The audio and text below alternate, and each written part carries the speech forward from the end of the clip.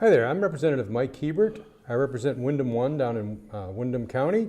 Those are the towns of Guilford and Vernon. And I'm here today to have a conversation with the candidate for Windsor 4-1, Kevin Sarge Stuart.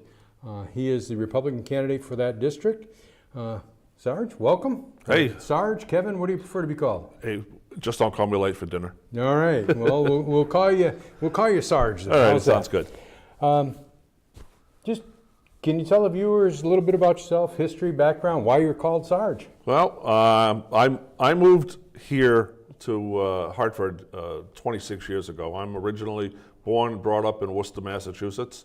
I still don't say the letter R unless it's not there, and then I add it, like all of us people from down there. And graduated from Burncoat Senior High School in Worcester and joined the Air Force and saw the world, at least for 2 years. So I did 2 years of active duty Air Force, 3 years of Air Force Reserve, and 30 plus in the Air National Guard, and that was split between the Massachusetts Air Guard and the Vermont Air Guard, and I retired from the 158th Fighter Wing up in Burlington back in 2008. So did you do any deployments or anything? I deployed, I did a lot of counter-drug operations, first in the Bahamas, which was pretty good, and then in the middle of the jungle in Colombia. And then I also deployed to Iraq in 2006. And I was lucky, I had 9 different jobs in the Air Force, and I went there as a chaplain's assistant. So being in the Air Force and traveling all over, how was that on your family? My other half, when I told her that they asked me to go with Air Force Special Operations Command to Iraq, she said, if you don't go, you'll kick yourself for the rest of your life. So go for it, have fun, enjoy yourself, which kind of an odd thing when you think about it, going to a war zone. But actually, I very much enjoyed what I did over there. Being an older guy, I was the oldest guy in our unit, so I got the nickname Pappy, which is a real good term of endearment. But I was able to do a lot for our troops there, and everybody in Special Ops they all want to be there. Oh. So. Well, thank you very much for your service. Thank you. I think any service is somewhat of a sacrifice for people. You have to give up a lot of things that other people don't understand unless you've been in yourself.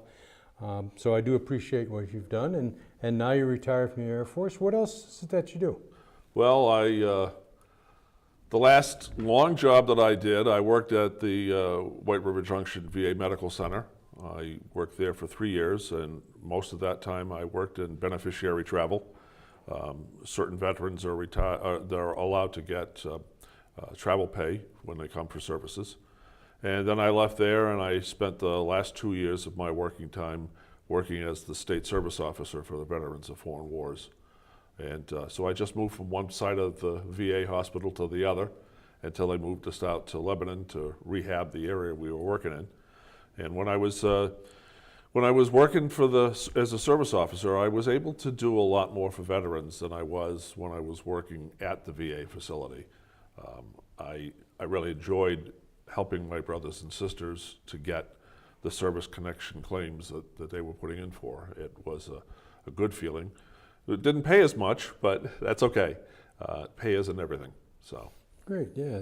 Service has its rewards. Oh, it does. It does, absolutely. So, this is your first time running for office? This is, although I'm a justice of the peace here in town, but I had to be appointed to that because someone resigned. Oh. So. All right. Well, I always appreciate when people put themselves out there and decide to run. It's another form of service to your community. But I have to ask the question, why this year? Why now? Why has Sarge decided to throw his hat in the ring? Well, I had the time, being retired. I mean, I keep busy, but I had the time, and I thought, let's make a go of this. Let's see what we can do. I believe that there needs to be some changes in our legislature here, and I hope that the voters will give me an opportunity to go and help make some changes. Okay. So if you have some things in mind, when you're elected in November and you get up there in January, What would be your 3 priorities, or what do you see as 3 significant issues that you'd want to deal with in Montpelier? Well, first and foremost to me is stopping the carbon tax. I don't see why we have to add that on and further drain the wallets of Vermonters, because I've been around the state a lot because of my service work, and Vermonters aren't, there's a lot of Vermonters that don't have a lot of money, and you add on all that extra tax, you might drive some people into total poverty, or they're going to escape the state. Well, in your job that you've done working with people that certainly would be on fixed incomes and stuff, I think you have a good appreciation for what that carbon tax could do to those people. Oh, absolutely. And also what it would do to our business community. Oh, yes, yes. I talked to oil dealers, fuel dealers down in my area, down in Brattleboro area, and they're very concerned about folks going across the border and buying their gas. I mean, they do that already and they shop over there. We're at a definite competitive disadvantage. Along those same lines, you do agree with, obviously, Phil Scott. He's not a proponent of the carbon tax. Yep. But his opponent has proposed another tax within the last couple of weeks. It's a sales tax on services. Oh, yeah. That community that you service in your profession, folks disabled, on fixed incomes, the real vulnerable folks, what do you think that sales tax on service would do? Another thing to just drive them more into poverty. I don't feel like I should be taxed to get a haircut or to go see a doctor or a dentist. I think that's ridiculous, and it's just another chance to make more money and then spend it all. And I don't agree with that at all. Well, seeing what happens along the Connecticut River Valley and your experience, you think people would go to the dentist in New Hampshire to save some money? You think people would, do those sorts of things to kind of try and survive? They would. My dentist is in New Hampshire. Well, there you go. It's just because I have a good dentist. But yeah, I could see people making more runs across the bridge over into New Hampshire just to escape all the taxes that are constantly being put on Vermonters. Okay. Yeah, there is definitely there are definite issues with our taxing policy here in Vermont. Now, that would be your first and foremost issue, would be the carbon tax. You're very concerned about that, and you're concerned about the population you serve in your job. Anything else that you would be interested in taking a serious look at, or slowing down, speeding up, something? I know that legalizing marijuana was brought up and defeated in the last session, but I'm afraid that it's going to come up again. For years, I worked doing counter-drug interdiction in the Bahamas and in the middle of the jungle in Colombia. And when I came to the Vermont Guard, I was in the Vermont National Guard Counter-Drug Task Force, and I did drug demand reduction work. Marijuana, if it comes up again, that's a stepping stone. You get someone going on marijuana, and it's downhill from there.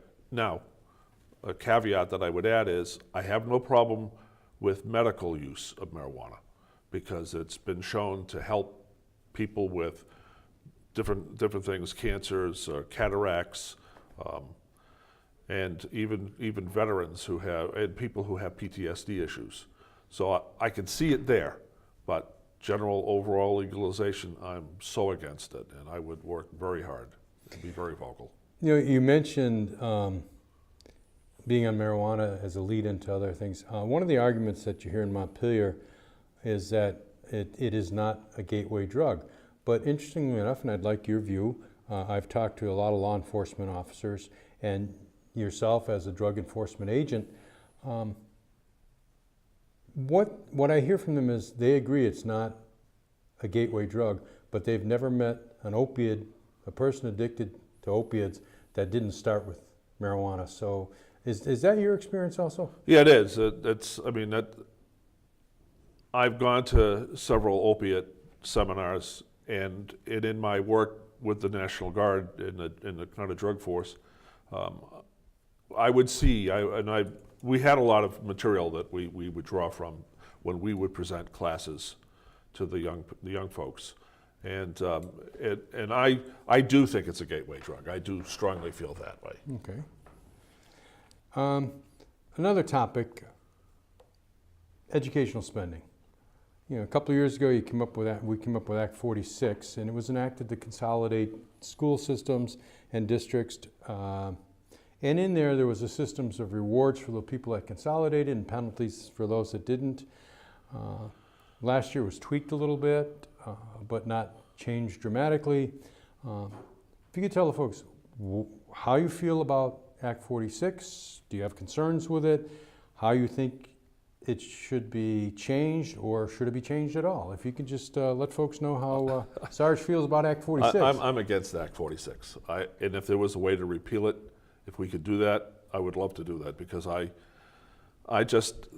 think it's all wrong, and that leads into school choice, which I think parents have the right to choose what they want for their children. And if there's a school that offers something here that doesn't get offered in their community, they should have the right to be able to see about getting their child into that.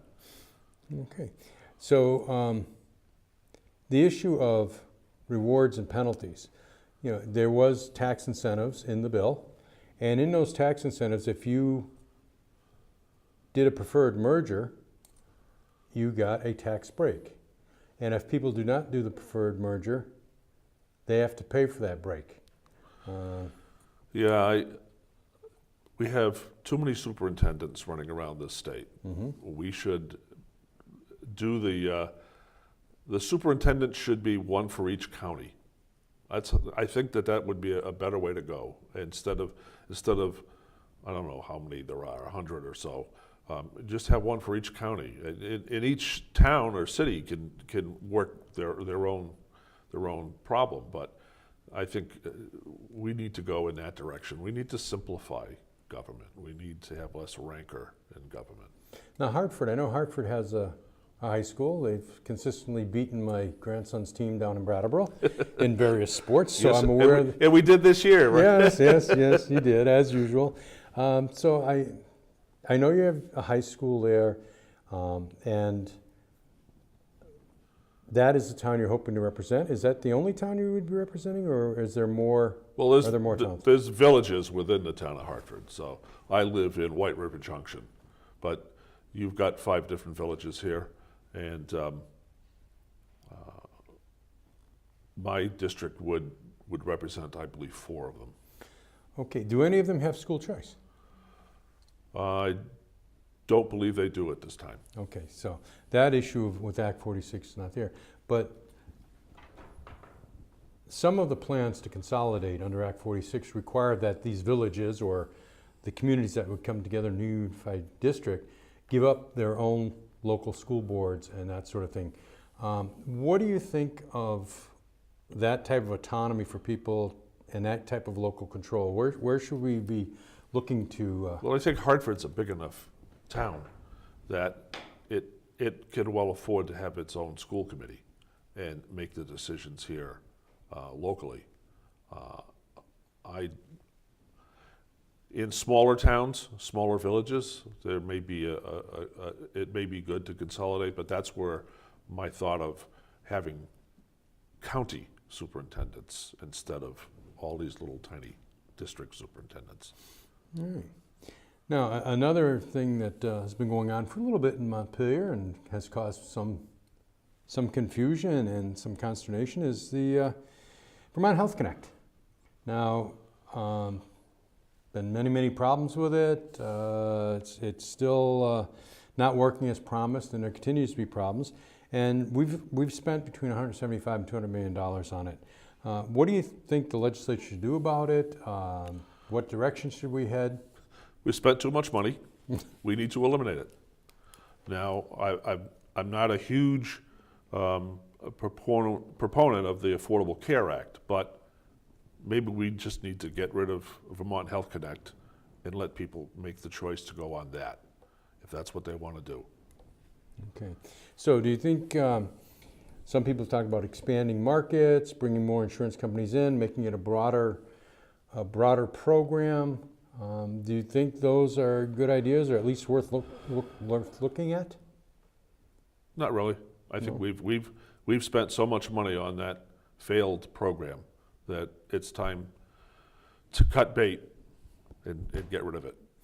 Okay, so what would you see replacing? Would it be a broader spectrum of insurance companies, go back to how it used to be, or some other mechanism to be utilized?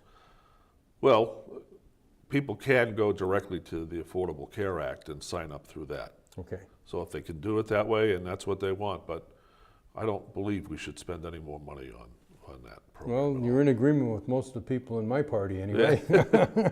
I think we've spent enough, and at the very least, a swap to the federal exchange would be prudent. Glad to hear you say that. Now, another issue that's come to the fore in Vermont is renewable energy. And I don't know about Hartford, but down in my neck of the woods, wind turbines are a pretty interesting topic, and people are a little bit concerned about that. Last year, there was a bill that was passed unanimously in the House that spoke to siting and how these wind turbines and other forms of renewable energy be sited. But it got reworded because the governor threatened a veto. Then it was passed, but then the governor still vetoed that bill. And we had to have a special session called to deal with the veto. We went back in session, it cost the Vermont taxpayers tens of thousands of dollars. What are your thoughts on renewable energy siting, our renewable energy goals, that sort of thing, a direction we should be heading for Vermonters? I am not a fan of putting wind turbines on ridges. I don't think that there is a big need. Now, I go up into the Burlington area, and I do see some turbines up there, but they're not on the top of a ridge. They're out in the middle of a field or something. I just came back from a trip to the Orkney Islands in Scotland. On that island, on those islands, they have all these little windmills. They're tiny compared to the gigantic things you see being built. It was a great thing. They have so much energy that they produce there that they have a surplus. And they can sell that back to Scottish Power. I don't have a problem with those little turbines. I have a timeshare that I go to, and I see a lot of boats, and they have the same kind of thing. The little propellers turn, generate electricity, redo their batteries. I think it's a great idea. I don't have a problem with solar farms, but I don't want to see our whole state filled with the solar farms. So renewable energy is good. I just don't want to see the gigantic turbines on the ridges. So again, you agree with many Vermonters that industrial scale wind is inappropriate for Vermont, but certainly those smaller units that you saw in Scotland, I would assume are privately owned around your house type of thing? Yeah, they were on farms out. They did have a couple of big ones, but they were far and few in between. But the little ones were great, and they generated what the family needed to run their farm, and they were, like I said, they were able to sell the power back. And Scottish Power is the main source over there, and they just did a wonderful job of capturing that little wind, not being so intrusive, not killing birds. Well, I'm sure a local wind turbine at my house would not be 500 feet tall. No. And as I drive up tomorrow, my wife and I are taking a ride up to Northeast Kingdom, and I will go by Lowell and look at that. And I think one of the things and one of the heritages of the state of Vermont is the beauty of our ridge tops. It would be nice to see more consideration for that and to keep that value for Vermont. So industrial wind, as I said, you agree with a lot of Vermonters on that, but you would not have a problem with people on a lesser local scale, which I don't think you're going to find a whole lot of people that would disagree that we shouldn't be looking at renewables. I think that's a good plan. We should be heading in that direction. But again, we have to use a common sense approach, and I think what you're talking about is common sense. I was interested. I've never seen a boat that had a wind turbine. I think that's kind of neat. Yeah, I have. Well, my timeshare is in Key West, Okay. and I overlook a harbor, and you see all the little boats out there, and they've all got these little different types of propellers. Some are long and skinny and spin this way, and some are the bladed ones. That's how they power up their boats when they're in the dock situation. So it's pretty cool. It is pretty cool. Now, we covered a couple of items here. Are there any other things in the state of Vermont that you would like to see? I mean, we have an issue between our revenue and our spending. I mean, there's a lot of issues in the state of Vermont. For a number of years, our spending has been going up 4, 5, 6% a year, and our revenues are stagnant at about 2. Any ideas how to address that? I have been talking to people who are involved with the local chambers of commerce. I belong to the Air Force Association, and we had a guest speaker come in a couple of months back who was the vice president of the Lake Champlain Chamber of Commerce. And I have a friend that does business development down in the Springfield area. And I went down and spent some time talking with him, and I plan to go to Rutland. I think we need to figure out a way to get more companies to come into the state.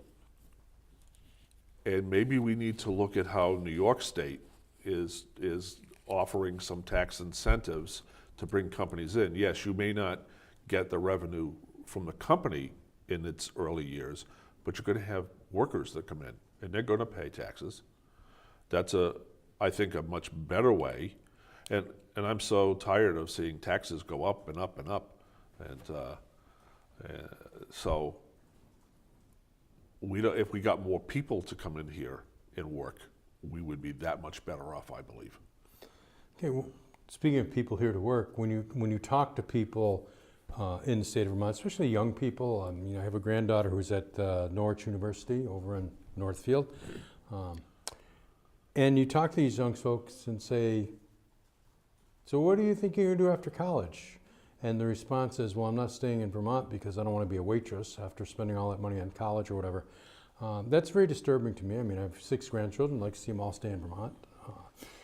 I've already had one daughter leave the state to get a better living down in Massachusetts. So those are concerns. And I think some of what we hit on earlier, the tax structures, the lack of competitiveness with New Hampshire, and certainly your conversation about the carbon tax. If you look at a carbon tax within the state of Vermont, it could be the death knell to the rest of our economy, because yes. Right now, and you live in Hartford, we're at a definite disadvantage with New Hampshire. And we see stores and businesses popping up all over New Hampshire along the border to take advantage of the differential in sales tax. So we have a one border problem right now. If we had the carbon tax come in, we'd have a 3 border problem. Oh, absolutely. I don't know if people would cross the border into Canada to buy gas, but certainly they go to New York, Massachusetts, New Hampshire. And one of the concerns that the dealers in my area have is that why would skiers coming up from New York, New Jersey, Massachusetts, coming up to Vermont to ski, buy gas in Vermont? They would stop in Greenfield, Massachusetts and fill up. Oh, yeah. It would hurt. And in your area, I'm sure you have gas stations and stuff in Hartford. What do you think the impact would be of a carbon tax there? I mean, you must talk to those local businessmen. Well, I think about what I pay for gas here in town, and then I add on I think it's 85 cents that they want to add on. And so we're looking at a pretty big sum of money to bring in. But again, I go back to, you're going to bankrupt Vermonters. And people are struggling as it is in this state. And you're right, our young folks are leaving. My younger brother went to Norwich, by the way. And We So have he's the smarter of the two.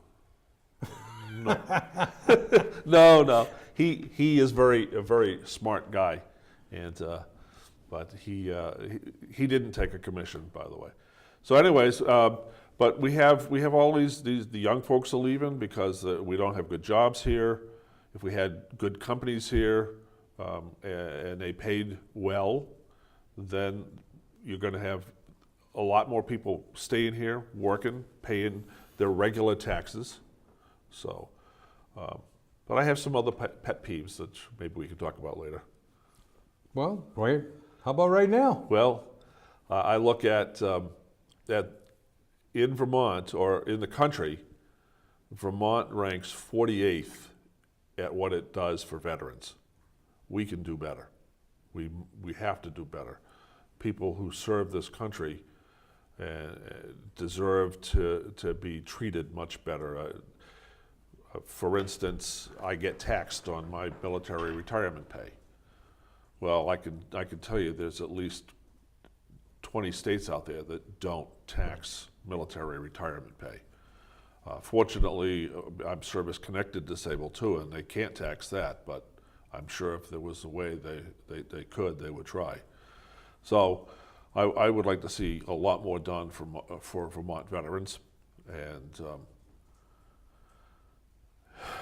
and we just, and I don't have an answer for this, but we have to do more to keep our young people here after they graduate college. We have some great colleges here in Vermont, and the young people who go there, if they could work here, get a decent living, pay the taxes like we all have to do, that would be a good thing. So, in short, what you're saying is we have a pie. And instead of keep cutting the pie into smaller pieces, we need to make a bigger pie. If the economy is the pie, you want a bigger pie. Yes. And the tax burden on individuals goes down as there's more people putting into the pie. Absolutely. So, all right. Well, I think your thoughts on the carbon tax and taxes in general speaks well to the issue of how do you get people to stay and how do you get business here. If you make it less of a burden on business, as you talked about earlier, less burden on business, they're going to want to come here. If you want to look like what New York is doing and is it being successful and encouraging business to come here, then our young people could stay here. I mean, if you look at the exodus of businesses out of Vermont, whether it's General Electric, IBM, whomever is leaving, those are great jobs. Oh, yeah. And I think we need to do things to find out how we get those people to return. And I think you've hit on one of the key factors is what we do with taxes, because any tax you have places a burden on a business. And there is a philosophy in Montpelier, oh, well, it's a tax on a business, it doesn't hurt anyone else. But as you know, and in conversations we've had at other times, that tax is always paid by the consumer at the bottom. Oh, yeah. And unfortunately, many times those consumers are the people with the least ability to pay. Yep. And that's kind of a scary proposition, at least as far as I'm concerned. I'm not sure how much time we have before we have to wrap this up, but do you have any other pet peeves? Well, I think I've touched on the main ones that I have here. All right. I think that I just would like to have people give me a chance. Let me get into the legislature and raise my voice and try to make more balance in the legislature. We are greatly out of balance there. So. Well, then, you know, the election's coming up November 8th, coming pretty quick. Why should people vote for Sarge? You know, they're going to go in the poll and they're going to see Kevin Stuart. You know, in just a couple minutes, we're all, as I said, we're winding down. What do you bring to the table, and why should you be in Montpelier? I know why you should be, but I want you to tell the folks why you should be and why on November 8th they should come in and check off Kevin Stewart's name. Well, we need fresh ideas. We need new ideas. That's one thing. I see a lot of full-time politicians. I don't like that idea. And I think you need to have a constant change so that new ideas come in. It's important. I mean, if ideas are old and stale, or they aren't working the way that they should be working, or the way that we hope that they would be working, then the legislature doesn't do any service to the Vermonters that it's supposed to represent. So I'm big on the changing ideas, new ideas constantly, and I mean, I've got a lot of ideas, but I would hope that constituents would tell me things that they want, because my job would be to work for the constituents here in Hartford. Well, I'm sure they've already been suggesting some things to you, and I know from talking to people that you pay attention and you're working hard to get this seat. So again, I'd like to thank you for throwing your hat in the ring and for joining me here today to have this conversation and let people know a little bit about Sarge. All right. Thank you. Thank you very much, and I look forward to working with you in Montpelier. All righty. Take care. Bye-bye.